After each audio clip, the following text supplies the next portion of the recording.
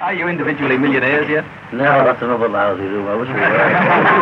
Brian Epstein a millionaire. No, even he's not one, poor fellow. Where does all the money go? Well, all of it goes to Her Majesty. She's a millionaire. John, your book's been a great success, and some people say it reminds them of The Goon Show, and some people say it reminds them of Finnegan's Wake by James Joyce. Have you ever heard The Goon Show? Have you ever read Finnegan's Wake? I've heard The Goon Show, most of them, because I had a lot of time at home when that was going. I've never read Finnegan's Wake. And some other fellows just mentioned somebody else. It's like so many people. I've never heard of them. Leacock, is it? Leacock. John, talking about The Goon Show, what do you think a bald-headed Beatle would look like? Well, he looked like a fellow with no hair. How do you think he'd make a living? Well, there's some in America. There's a group of bald heads. They don't stand a chance on earth, if you ask me. Talking about your book, John, did you entirely write your book, or were you given help? Did you actually write it? No, I mean, who's going to help you with a thing like that? You never ghostwrite. No, if I was right, people get ghostwriters for novels and things. Oh, well, I wrote in the beginning. He wrote the intro and helped with a couple of the stories. He was only mentioned on one because they forgot. That's all. George, did you get any benefit from your trip overseas? Did I, or do I? Do you, from your trips overseas? Yeah. Well, What do you get? Well, you see the people, don't you? You see a different place that you wouldn't see if you didn't go on a trip overseas. Do you enjoy travelling?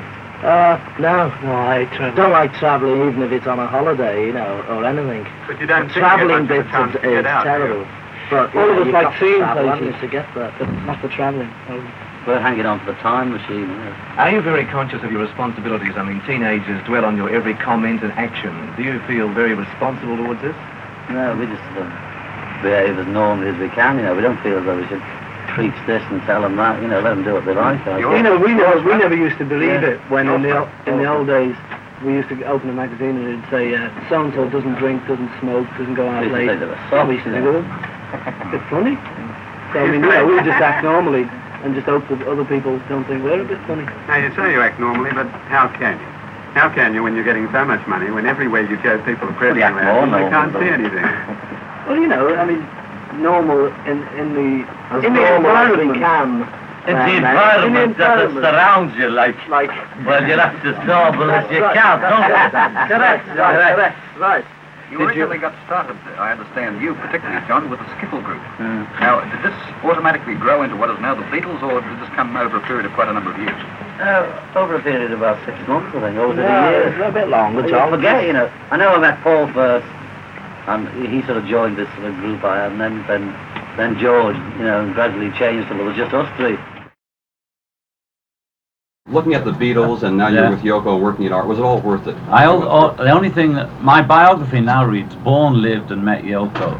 Whatever I went through was worth it to meet Yoko. So if I had to do all the things I did in my life, which is have a troubled childhood, a troubled teenage, and a sort of amazing whirlwind life with the Beatles, and then finally come into land, was meeting Yoko, and so therefore it was worth it. So you feel this is the beginning now that you're with Yoko? Yoko is the beginning of life for me, yeah.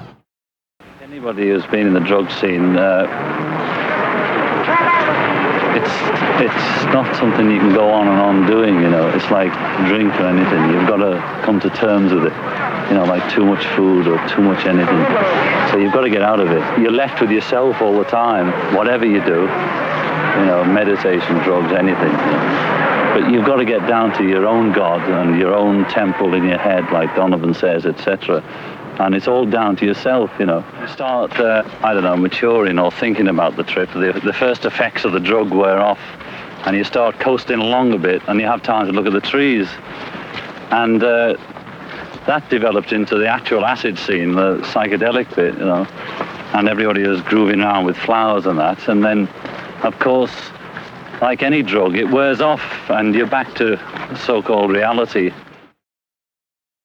John, when the Beatles were at the height of their popularity, you were quoted as saying something like, now we're more popular than Christ. Do you think that's still true, that rock music has more of an influence on young people than religion? I still think that's true. I don't know whether religion, because there's many religions, and that point about being bigger than Jesus was the fact that the influence of the Beatles at that time was larger than the Christian religion that we'd been brought in, for sure, anyway. And at the time I was really talking about England, but after that whole Holocaust, many priests stood up and said, he's right, what are we going to do about it? So, maybe that's what got them excited. But I wouldn't say it's bigger than all the religions, but I think rock music certainly has a vast influence on the world's youth, John, as much as religion, I'm sure. In looking at your past career, especially I don't think, personally, that the Jesus freaks will be a lasting thing, I think it'll be like the hula hoop. John? Okay, no more of those daft questions. I'm sorry, I didn't mean that. I've read both of your books. Are you planning on doing something else in the near future? Well, I am writing, so I suppose I'll make it into a book. Regards to songwriting, have you ever attempted to, or would you attempt to write anything on your own without Paul or with another writer? Well, I've written many things without Paul before, for years. We've always written together and separately. What about with, say, another writer?